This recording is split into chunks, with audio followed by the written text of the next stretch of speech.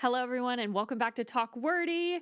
Today, I am so excited to sit down and do a full debrief on my first impressions pre-night one, or I guess week one of season 34 of Dancing with the Stars. As you can tell, I am a big fan of the show. Better yet, I am a die-hard fan of the show. Okay, there's a difference between being a big fan and a die-hard fan.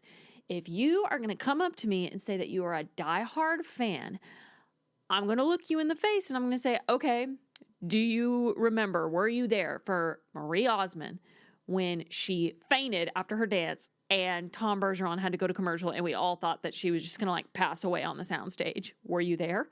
Did you cry yourself to sleep when Sabrina Bryan was shockingly eliminated on Mark Ballas's first season? Because I did. Did you, a second grader, have to ask your mom for help calling in a vote because you had phone anxiety? Yeah, back when we had to dial the number on the screen that popped up as they were dancing. So as they were dancing, you would have to oh my gosh, not focus on them dancing and type in that phone number and call them and say, hey, I want to place my vote for X person.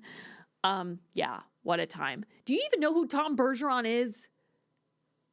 I miss him. Why they fired him, I will never understand. Anyways, let's get back on track. Dancing with the Stars, first impressions. And again, this is before we've seen them dance. So my opinions are subject to change. And they likely will. Because I'm never fully correct. It's not like we're predicting who's going to get the final rose on The Bachelor, okay? This is still ABC. But we got to be smart about this because votes can change on a dime. Bachelor Nation, we cannot vote. It's just we watch everything back. Everything has already happened. It's not real life. It's not real time, I guess is what I should say. This is real time. Things can change on a dime. People can get injured, sick, self-eliminate, whatever. So, like I said, I'm a diehard fan. So, what qualifies me to solicit these opinions and potentially influence you to agree with me? Well, like I had kind of hinted at, I've been watching the show since 2005. As a 2000s baby, that means I was a wee 5-year-old when I started watching this. This was something that me and my mom really bonded over. I would remember she would have to make dinner at 6 o'clock so that either dinner was done by the time it came on, or if it started later, if dinner started later, I would eat at the table during commercial breaks. And of course, run to the bathroom during commercial breaks. Or stop eating at the table, go sit on the couch to see everything happen, and then go back to the table during commercial breaks. It was a time. Fun fact, this is a cool little tidbit about me. Emmett Smith and Cheryl Burke back in season 3 actually rehearsed at my hometown studio that I grew up dancing in, and I got to briefly interact with them when I was 6 years old. I mean, come on. I was probably wearing some god-awful combination of pink ballet tights, a black leotard, and I was too young to understand that you're not supposed to wear your underwear, especially the patterned underwear that 6-year-olds wear, with your dance outfit. So Emmett Smith probably saw my drawers, whatever. I was 6, leave me alone. But I was so starstruck, especially in the presence of Cheryl Burke, reigning champ Cheryl Burke, that is, because she won back-to-back mirror balls with Drew Lachey and then Emmett Smith. And he was a Dallas Cowboy. Now, I didn't know that at the time. I didn't know what football was. I was just a girl. Whatever. I never wavered on this show. Let's talk about some of my favorite pairs. My favorite pairs include, but are not limited to, Milo and Whitney, obviously. Riker and Allison, obviously. Jason and Daniela. Jason and Daniela will go down in my personal Hall of Fame of partnerships. Jason's story and personal growth on the show is just so incredibly moving, and Daniela is an incredible pro. Going back to Cheryl Burke and Juan Pablo de Pache. Nobody talks about their pairing. I cannot believe that they got cut in the semis. They should have gone all the way. I said what I said. And then, of course, Meryl and Max. There are definitely more, but those are the ones that always come to mind fresh out of the gate. And my other qualifications. I am writing a Dancing with the Stars inspired rom-com as we speak. For all of my visual watchers, and for my listeners, I'll let you know about it. On my table, I have what I would like to call my comp titles for the work in progress that I am writing, aka my Dancing with the Stars inspired rom-com that has no title because I'm indecisive. So on the bottom, we have on the bottom page, you were good. I'm waiting for you to be great. Just kidding. This is Attached at the Hip by Christine Riccio. I love her. Very funny, quirky girl, takes somebody's place on a Survivor type reality show mixed with romance. I can't see which one's next. Oh, Heartless by Elsie Silver. That's a big comp title for what I'm writing. Take the Lead. That is very much like a Dancing with the Stars inspired rom-com. So it sounds similar, but hers again is celebrities. The ones that I'm writing is of normal people. And then on top, we have The True Love Experiment by Christina Lauren. So those are your comp titles. Yes, I'm writing that book. Hit me up about it. I'll talk about it at some point on this podcast. But enough about me. Let's discuss this casting. I'm going to discuss the pairings based on my personal excitement. And again, without having seen them dance, because as an ex-dancer, once I see somebody dance and I see their personality a little bit, their ranking in my head is going to go higher. So last season, that the big one for me was I saw Daniela and Dwight Howard. I saw their cast photo and I was like, this is ridiculous. Homegirl is tiny. Homeboy is massive. Like, I understand she won a mirror ball with Iman Shumpert. She could do it again with Dwight Howard. But I also was just like, oh my gosh, like this is comedic at this point. And then I saw their salsa on night one and I was like, oh, they're going all the way. I'm going to ride or die for them. And I did, in fact, have a meltdown crash out when they got eliminated. So these are based on personal excitement. And I'm going to go from least rooting for to most rooting for. Let's get into it. At the bottom, we've got Corey Feldman and Jenna Johnson. This should come as absolutely no surprise. Now, I want to start by saying first that I have a theory, and it's the first dance theory. So the last two seasons that we've watched, the first couple to dance on night one, or, week one, they happen to have won the show. So last season, Joey and Jenna danced first, and then the season before that, it was Val and Sochi, and they both won the mirror ball. So I'm going to be curious about if they put somebody competitive in that first slot.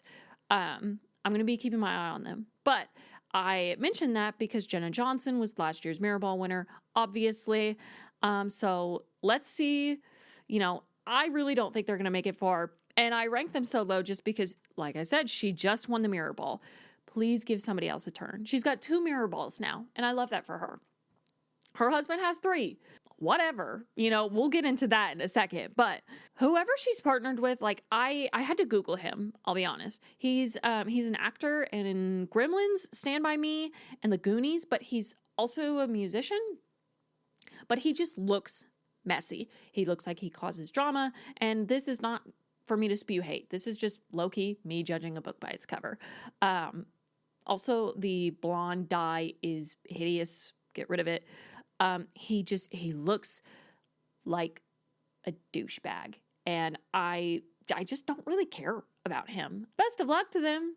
If they go far, this is going to be kind of embarrassing, but I don't know. I don't think it's Jenna's year again, and that's fine. She, like I said, she won the mirror ball. I don't want them to win. Next up, I low-key am going to switch this because my next inclination was to say Andy Richer and Emma Slater, but actually I've been watching them on TikTok and I'm already getting a better sense of his personality. I didn't know Andy Richer before he was cast. I can't rank them lower than Hilaria Baldwin and Gleb Savchenko. I'm sorry. First of all, bringing back Gleb, the PR nightmare, compared to Sasha, my beloved, pack it up. I'm actually so mad about this. And look, it's not because I hate Gleb. I think that the guy has so much talent. I saw him on tour, obviously. And the man was incredible. He was professional. He had suave. He knows how to perform. And like, I've been watching him since his early days, and he's really good. Now, is he a little slazy, especially with any of his partners that are on the younger, more conventionally attractive side?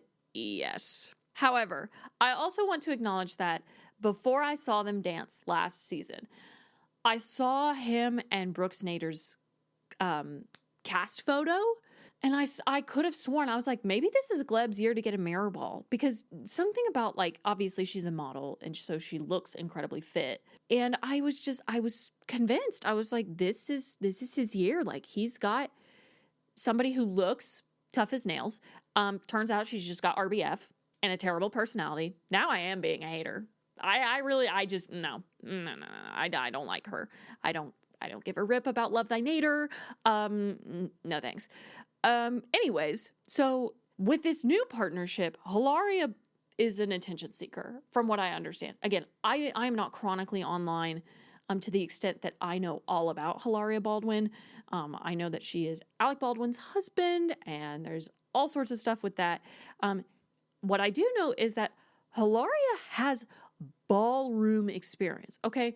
This is a lot deeper than just having dance experience, because if you have dance experience, you have concept of rhythm, some technique, depending on how long you've been dancing, what kind of dancing you're based in.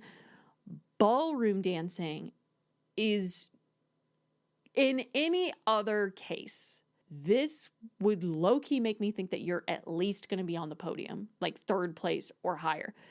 The problem is, she is probably so hated, not tolerated in any sense by anyone, and she's dancing with Gleb, and Gleb is in a lot of trouble with audiences and social media. Like, I don't know if Love Thy Nader is coming out like episodically, or if it's just all batched out and you can binge the whole show now.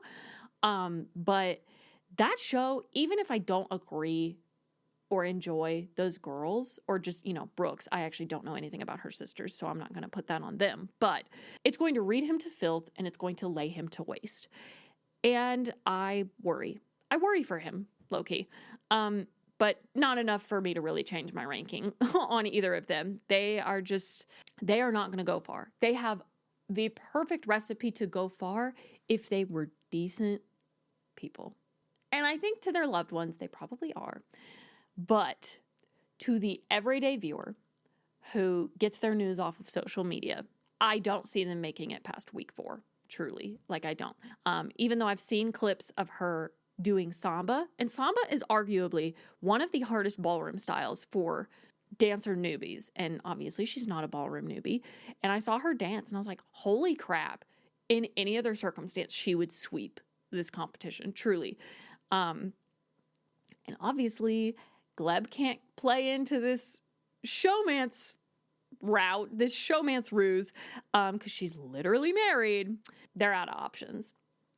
They're not going far, and I'm not really rooting for them. But I'm excited to see how they dance together, because it's going to be magnetic. I have to admit, like, even if they annoy the crap out of each other, they both are such big attention seekers, and they want perfection so bad for themselves, if not for each other, for themselves individually. They're going to dance well out of spite, but I don't think it's going to secure them the votes.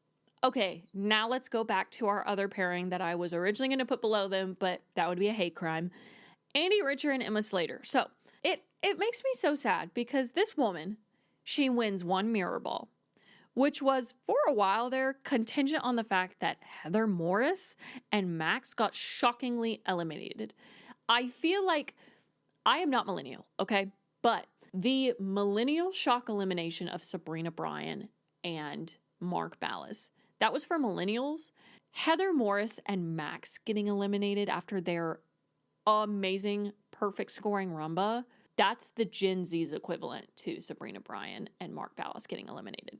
So, anyways, all that to say, because Heather Morris and Max got eliminated, I feel like that is how Emma and Rashad were able to go in and take that mirror ball.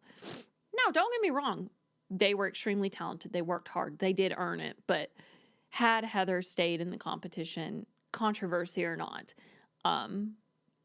it was going to be a tough battle. So ever since that happened, I feel like once she nabbed that mirror ball, they've started pairing her with all of these sweet, or if not sweet, just sweet older men, or just older men who fade out before the halfway mark.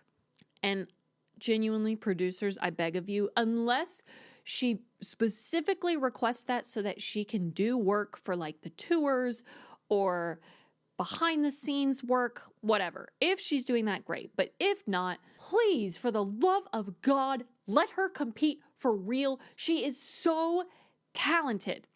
I know that some of y'all got to see her not just host the tour, but dance. I understand she's not getting any younger, but she dances in a way that is just so breathtaking and timeless. It pisses me off that she is lessened to the degree of these older men that are partnered with her. However, this guy seems very sweet. He's a comedian, most popular for being Conan O'Brien's sidekick, and he seems nice enough. But again, pretty low on my personal totem pole. But hey, if he is more mobile than Reggie, he might last longer than most would guess. You never know, because we saw firsthand how competitors that are cute and like beloved because they are cute, not because they can dance, they will beat out people, a couple of years younger, maybe a decade younger than them, that are actually trying. We saw that with Tori Spelling. Tori Spelling and Pasha were cut on the first round, along with Anna Delvey. Anna Delvey just needed to go. I'm sorry, Ezra. Anna Delvey needed to go. Thank God she did. But Reggie lasted longer than frickin' Tori Spelling. And I think that's wild. Hot take. So yeah, those are my thoughts on them. I love Emma, and Andy seems really sweet. And truth be told, if they are cute enough, they will get one of my votes. Okay, moving on. This is going to shock some people, okay? This next ranking, because we're still at the bottom of the pack about who and again, this is based on who I am least to most interested in. So let me speak my truth, you guys. Next up, we've got Alex Earl and Val Schmerkovsky. Watch me rank them this low and then eventually be drawn in by their rehearsal packages and start rooting for them, and they win. Here's the thing. I don't want to root against anyone, but hear me out. Val recently won a mirror ball back in season 32. Mind you, also winning that at the cost of robbing my two favorites, Jason Mraz and Daniela Karagosh, might I add. And listen, I know that's not entirely his fault, but this man has 3 mirror balls under his belt. And here they go again, giving him a young, in shape, conventionally pretty partner. Stop the madness, okay? Stop. Please stop doing this. Val does not need to be another Derek Huff. There is one Derek Huff, and he is now on the judging panel. Derek Huff won 2 rounds of back-to-back mirror ball championships, okay? I want to curse. That is absolutely bonkers that twice he won back-to-back. 4 of his 6 mirror balls were back-to-back wins. Nobody does it like Derek Huff. And I don't want Val Schmerkovsky to try and be Derek Huff. And I know he's not. He's just doing his job and he's dancing. But I just had a thought. Is this what communism is like? I want everybody to win at least once. Everybody be on an even playing field so that it's fair. Maybe I'm learning something. Oh, well. Anyways, so yeah, he's got 3 mirror balls under his belt. And I really need this show to give other pros and other stars, frankly, a freaking fighting chance.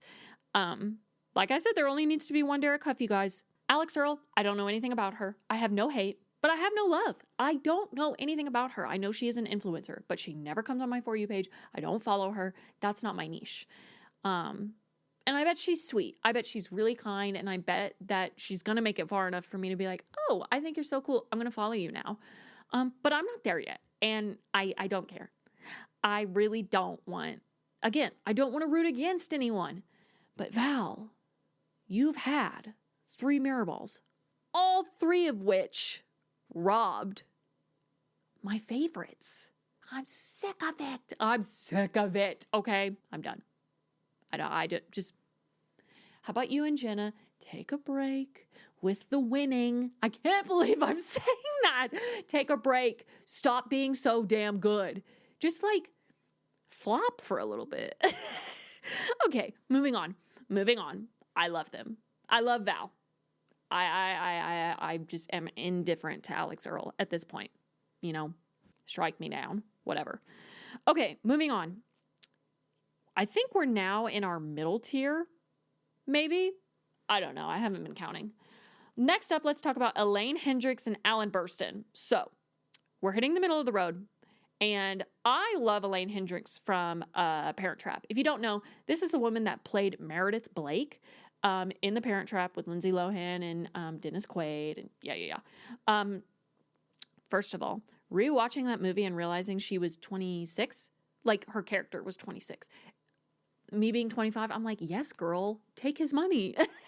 Take his money and the vineyard. And Dennis Quaid is gorgeous. Gorgeous. So anyways, I love her from The Parent Trap.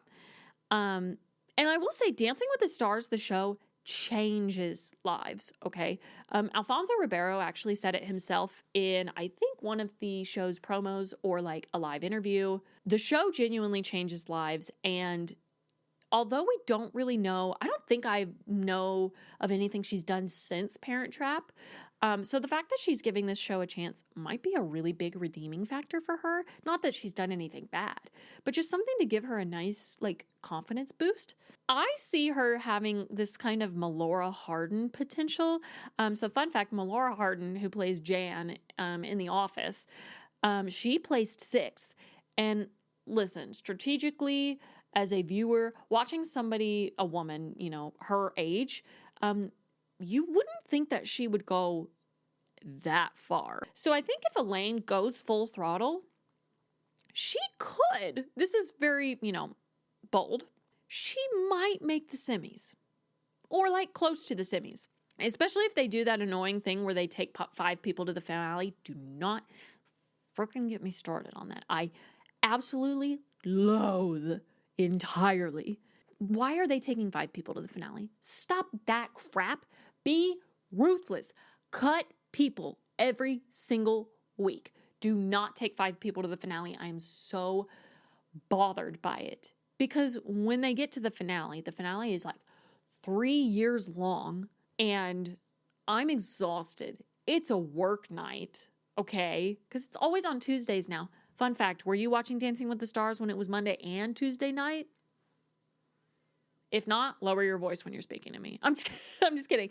Okay, so anyways, yeah, 5 people to the finale is ridiculous. I'm really fighting the urge to drop an F-bomb. I'm fighting it, and I'm doing pretty well right now. So anyways, 5 people to the finale is stupid. Cut people every week and frickin' cut people in the semis. Do not make me watch 2 hours worth of semifinals just to be like, you're all going to the finale. That's dumb. It's dumb and it's a waste of my time. It's literally rage bait. I hate it. I understand that everybody's so proud of each other and it's camaraderie. Cut somebody. Draw blood. I don't care. Cut somebody. Because the finale is supposed to be the top 3 couples. It's like the Olympics. You're in the Olympics in the ceremony. You're not going to have 5th and 4th place standing on the floor when you've got 3rd, 2nd, and 1st on the podium. The other two are just auxiliary. Stop. I feel like it even diminishes their placement because when I'm watching the finale and they announce all 5 remaining placements, it makes me realize, oh, you really didn't get that. You did get far, but like, you didn't really get the podium, even though you're in the finale. You got 5th. That's not high. Okay, there's 13, 14, and you got 5th, and you're in the finale? Cut the crap. Just stop. No, it's so stupid. Anyways, going back to Elaine and Alan, the fact is Alan just got 2nd place in the last season. That's why we were bringing up the finale, because he was in the finale. He was 2nd. He was on the podium. Although I argued they should have been 5th or even 6th, but that's a conversation that nobody's ready for. Whatever. Personally, I think he shouldn't have made it as far as he did, but whatever. He also has a mirror ball under his belt, so I'm a little biased. I understand that more pros can accumulate more mirror balls. Good for them. There's going to be a couple cases in here that I'm going to, rally behind that. But I don't know. No hate. No hate to Alan at all. I don't think this is the pairing that's going to do it for him. I hope they get far. And personally, I'm glad that him and Alona didn't get the mirror ball. Sorry, I said what I said. Anyways, moving on.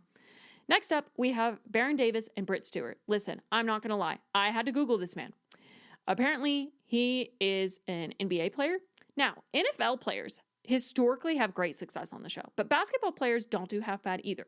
The 2 most recent basketball players were Dwight Howard, as I mentioned, tall king, love him.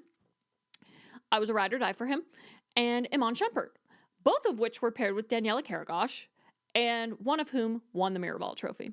Okay, it's a good track record, as of recent seasons at least.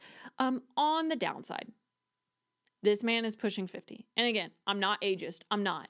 I still need to see him dance. But historically, Britt is also getting these older, sweeter, less likely to meet the halfway benchmark partners. And that makes me kind of upset because I'd love for Britt to win a mirror ball for herself. She deserves it. She works so hard. She is so kind. She was literally dance captain on their tour. Like, she's head honcho. She's good. Okay, she's more than good. And I just, maybe he'll have some moves. Maybe he'll surprise us. I know Dwight Howard freaking surprised me last season. So maybe he'll surprise me. But I don't know. I'm not getting my heart set on them, but I wanted to place them in the slot because I love Britt Stewart. Next up, another pro that I love that I really want to rally behind so that they win a mirror ball is Brandon Armstrong and Lauren. Here we go. Listen, before I started recording this, I looked up how to pronounce her last name because I've been calling her Lauren Jaguar since Fifth Harmony days, okay? Jauregui. That's literally the phonetic pronunciation that I wrote down in my notes, and I don't even think it's right. Lauren Jauregui and Brandon Armstrong. Okay. I really thought Whitney Levitt was going to be partnered with Brandon Armstrong because they both hail from Mormon territory. So heartbroken about that. Now, with Lauren being an under-captured addition to the cast, like she wasn't able to make promo filming for whatever reason. I don't think she's a last-minute addition to the cast. She's not like a Jen Tran who got added like the night before. She just had, I think, some filming conflicts. But I feel like they might be dark horse potential if they buckle down. Now, if you don't know, probably not because you're just now finding out how insane I am about this show. I always have a dark horse prediction on top of like finale predictions. So, and I feel like dark horse is more fun because you can see it sooner than you can see the finale contestants. So I have 2 this year because it could be either or. I think Lauren could be dark horse potential because she gives me this kind of aloof, cool girl, I don't really care vibe. I want Brandon to have a mirror ball. He's starting to be more socially present online while also simultaneously having dad energy. I think that he still has time, but I would love for now to be his time. I really thought that last season was going to be it with him and Chandler, and I was shocked. I was shocked when they got third. So let's see if we get some redemption. Now, usually my dark horse candidate is not the winner. It's just the contestant with the biggest arc, even if it's not like the most successful as far as scores and voting, but you can just see the transformation they've had. I think they could be a dark horse candidate. And I'll get into my second one in a little bit because they are ranked a lot higher. Next up, we have Dylan Efron and Daniela Karagosh. Fun fact, I didn't know Zac Efron had a brother. I also didn't know that he was famous. I have never watched Traitors or The Traitors, whatever the show is called. All I know is that I love Daniela Karagosh so much. If I ever met her, I would probably like break out into like shaky sobs. She's genuinely such a force to be reckoned with, and she gives me the impression that she is just so overwhelmingly nurturing and kind. She just adapts so well to all of her partners. And she's had a really interesting range of partners, okay? She's been sandwiched between two NBA or former NBA players. In the middle of that, she had Jason Mraz, who's like, in his 40s, and he sings these kind of adult contemporary songs, and he took one dance class in college and like got really embarrassed and never danced again. And then they went on to do one of my favorite freaking freestyles in the show's entire run. Also, she danced with Nelly. Hello? If you want to go and take a ride with me. Yeah, him. And somebody else. I can see his face, but it's just not showing up. Kind of buff dude. Whatever. Anyways, so she's had a good range of partners. Now, so I'm mainly rooting for this partnership because of her, because obviously I don't know Dylan Efron. However, he might be athletic, and he's going to have some voting poll game, okay? Now, every year since the show has been streaming on Disney Plus, there's been a Disney dance night. I have a feeling he will get far enough to go participate in Disney night, and when he does, Lord in heaven, I understand that he wants to be his own individual, but can we please get a High School Musical dance number? Can we get a bet on it or a Scream dance performance a la Zac Efron? Especially with like basketball choreography or him just running around the golf course having like an emo boy moment, whatever. Okay, moving on. Next up, I'm excited to talk about this one. Next up, we have Jordan Childs and Ezra Sosa. Okay. I want to open this up with one of my favorite Dancing with the Stars theories that I've ever come up with, and it has a really good track record. Bear with me. I call this one the second season stealer, okay? So this is when a new pro, the season before, their first season, they have had a partner that either put them through hell or it was just their first season and they tried and maybe they got far, maybe they didn't, but typically they've had a partner that made their first season really difficult to the sense that producers were trying to see if they would be weeded out and if they would be able to handle the pressure of being a pro on the show. But then in their second season, they get a better partner as a reward and then they win the show. Okay? Here is my track record for why I think this is a real thing. This is an actual phenomena that I have recorded. Whitney's second season was with Alfonso and they won. Daniela and Iman, that was Daniela's second season. Jenna Johnson and Adam Rippon. Mark Ballas and Christy Yamaguchi, okay? We've got a good lineup. And even if they don't win, think about Riley. She went to the finale in her second season. She almost went to the finale in her first season. Thank freaking God she didn't because Harry Jowsey couldn't dance worth a damn. So we all know Ezra's personality. He is just infectiously fun and so hilarious, socially savvy. But I don't really know a lot about Jordan's personality. And I'm really excited to see more of it because gymnasts historically do very well on the show. Okay. Lori Hernandez, Allie Raisman, Suni Lee, Simone Biles, Shawn Johnson. I can't wait to see more of Jordan's personality, not just like her gymnastic skills, but then in return, I can't wait to see Ezra's choreography. I think for people who are watching the show that have no understanding of dance, they don't understand how critical a pro's choreography is to the success of the partnership. So I'm really excited to see what Ezra has up his sleeve, especially if they get further along in the competition. You get to see more styles. I would love to see Ezra do an Argentine tango or a paso. I oh, I rock with a paso so hard. Okay, moving on. So, upper middle of the pack for me as of right now. But I'm still kind of crossing my fingers that they might make the second season Steeler phenomena happen again. Okay, just a little bit above them is our next couple. It is Scott Hoying and Riley Arnold.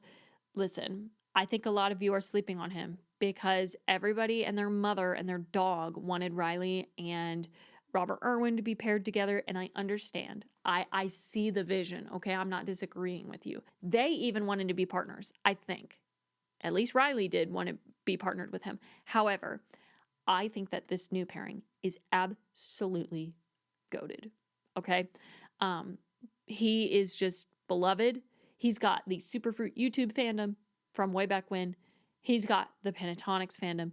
It's a universal fan base. And then on top of that, Riley is a social media machine, okay?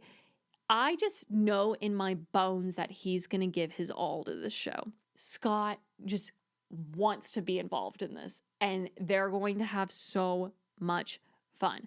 Frankly, I'm shocked it took this long to get someone from Pentatonics on the show.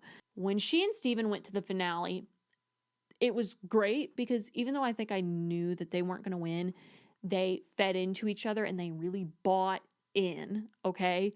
And I think that Scott is going to be like that too. And so I think it could be a recipe for finale standing. Okay, here's my other dark horse candidate. Hear me out. And this is more of like a plea to the universe and to God than it is probable. So that is Danielle Fishel and Pasha Pashkov. I haven't seen them dance, but depending on how they do, I really think that they could be a dark horse candidate. They've got a really good fan base with Girl and Boy Meets World. Now, I think I have heard whisperings of her being problematic, and I haven't heard anything of it, so I'm a little uneducated on that front. I would literally do anything for Pasha to have a mirror ball. His wife has one. Yeah, just one. Daniela has one, but when they both went to the finale 2 seasons ago and made history as the first married couple to compete against each other in the finale, I literally sobbed tears of joy for them. I love them. He is such a wonderful person. He's well behaved. He is not a PR nightmare. He is so supportive of Daniela and the rest of the cast, and watching him on tour was absolutely incredible. He gives me teddy bear vibes. I feel like if I had to go on the show and somebody said, tell me which pro you probably would feel the most comfortable with dancing, whether it's their teaching style or how they speak to you, I would pick Pasha.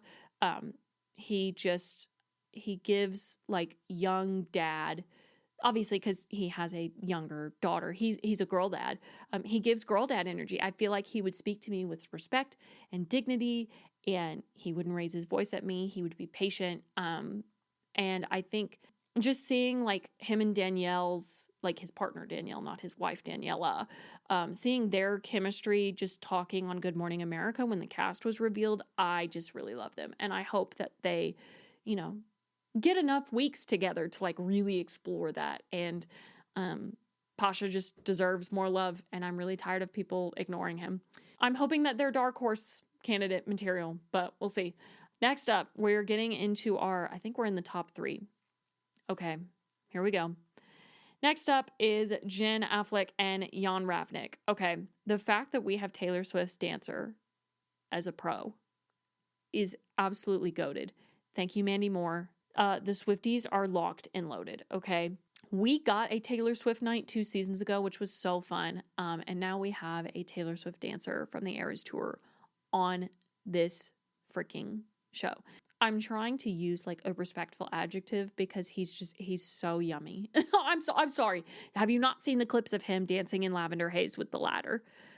If he brings out the ladder, I will die personally. Okay. But back to the fact that they are paired together.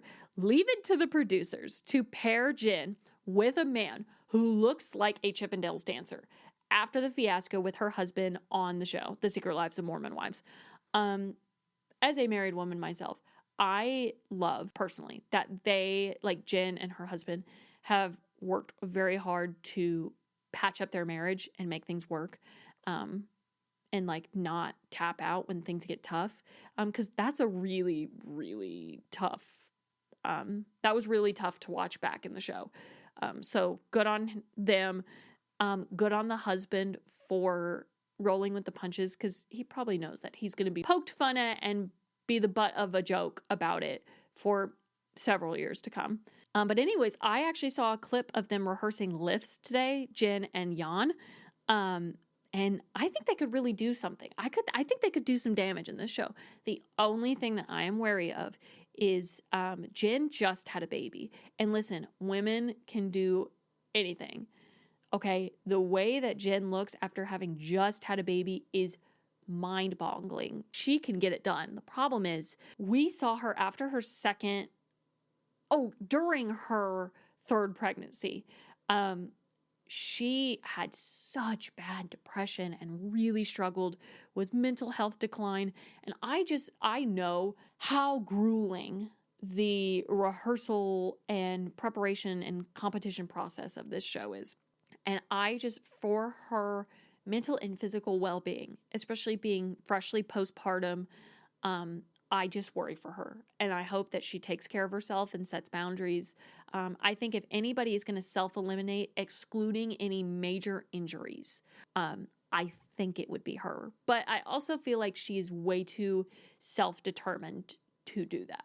Another thing I want to mention about this pairing, where I'm like, yes, I like the pairing, but I don't know if they'll take it all the way, is there has never been a pro dancer who has won the mirror ball on their first ever season, excluding season 1, but that was everybody's first season. It has never happened before. Now, Jan could prove them wrong. He's got a decent partner, but the odds are kind of stacked against them in this sense. So, top 2, here we go. Next up is Whitney Levitt and Mark Ballas. Okay, Mark returns back from the dead yet again. I really thought that when he came back to the show, if he ever came back, he would have replaced Carrie-Anne on the judges panel. Now, this is not a space for Carrie-Anne hate, mainly because I don't want her to ever find this. But the last season, kind of the season before that, I'm getting pretty sick of her. I feel like she's just making some comments to have more screen time and rage bait people. But anyways, moving on. I think Mark brings light to Whitney's dark, quote unquote. The public is pretty split on Whitney. So I think he's come in to balance out the negativity surrounding her, because everybody loves Mark Ballas. The Mark Ballas, son of the Shirley Ballas. Come on now. However, I also think he's really good to spotlight her dance experience. If you didn't know, Whitney actually got a degree in dance in college. So I would argue that she knows what she's doing as far as, rhythm, style, endurance, all that good stuff. But contestants with dance experience are also pretty polarizing in this fandom, and I think we really saw that with Chandler last season, because you could be sweet as pie and really, a great sport in the face of criticism and just, be freaking talented. But the real fact of the matter is the emotional journey that you as a contestant are going on, but also giving to the audiences to perceive. And if Whitney doesn't have a redemption arc, her dancing is not going to do anything for her. So even being paired with Mark will not be enough to save her. So we'll see. Will she go on enough of a redemption arc to win the votes? Who knows? Better yet, will Mom Talk survive 2 of its members duking it out for 1 trophy? I don't know. And in the end, I actually don't think it's going to matter. I don't think it's going to be up to either of them, because my number 1 pairing that I am rooting for this season, as of right now, without having seen any of them dance, is Robert Irwin and Whitney Carson. Okay? This man's got a legacy to uphold. His sister Bindi won with Derek back in season 21. I think that was 2015. I remember watching their first dance to Crocodile Rock, and I was like, oh, everybody else is in trouble. Robert was a lot younger when his sister went on the show. And I just remember he did this precious Skybox interview about one day wanting to be a part of the show and compete on it. Like, it would be so fun for him. And now he's here. And I just think this guy is a crock pot full of potential, okay? He has, ideal athleticism, likely. I've never seen him play a sport. I have seen him wrangle some animals, though. So, he's young. He's got, in girl terms, he's got pretty privilege. I'm sorry, like, he's hot. And better yet, he's nice. And triple threat, he's Australian. Girls love a man with an accent who are golden retrievers and conventionally attractive. He has the full package. The ladies love him. He's just all around beloved.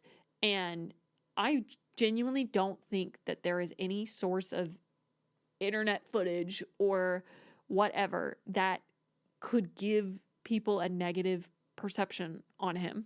Also, he's carrying the promos for this show on his back. He was the first, he was the first celebrity announced for this season, and I just knew it was going to be a good one. Because I think a lot of us have been begging for him to be on the show for a while, and he finally caved, or his schedule aligned.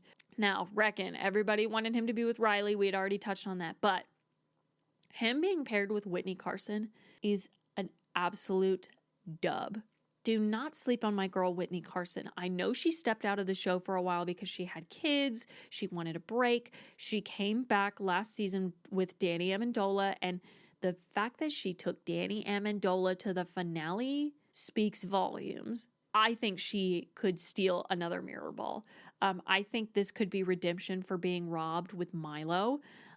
It's been a fat minute since Whitney won her mirror ball with Alfonso, and I think it's time she got another one.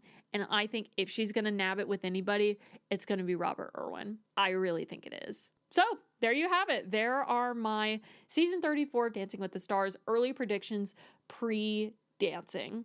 So do you agree? Do you disagree? Let me know your hot takes. You know where to find me on social media at TalkWordyPod. Let me know your thoughts. I'm very excited for this season. I was literally just thinking to myself, what am I supposed to do now that the Summer I Turned Pretty is about to wrap up and Bachelor in Paradise is over? What the heck am I supposed to watch on my weeknights? And I'm about to have this back. This is my Super Bowl. I need to put together my Dancing with the Stars fantasy bracket. But before I do, again, if you have any thoughts or disagreements on what I might slate into my slots, let me know. I would love to hear about it, and I'm always down to clown as far as Dancing with the Stars opinions, especially Golden Age Dancing with the Stars. If you are an OG fan, or if you watched it back in the glory days, please get in my DMs. I love talking about old school Dancing with the Stars. I love this show the way it is now, but it also at the same time is not the same as it used to be.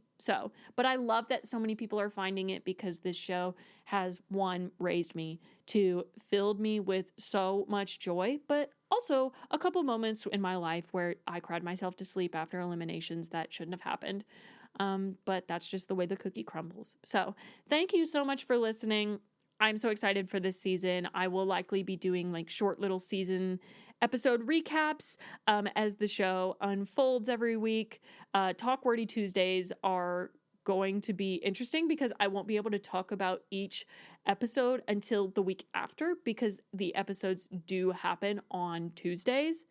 Or do they happen on Wednesdays now? Not me just casually forgetting. I'm pretty sure it's Tuesdays. But I can't wait for this season. I hope that you're as excited as I am. And if you're not, hop into my DMs and I will get you excited about it. Thank you so much for listening, and I will see you in the next episode.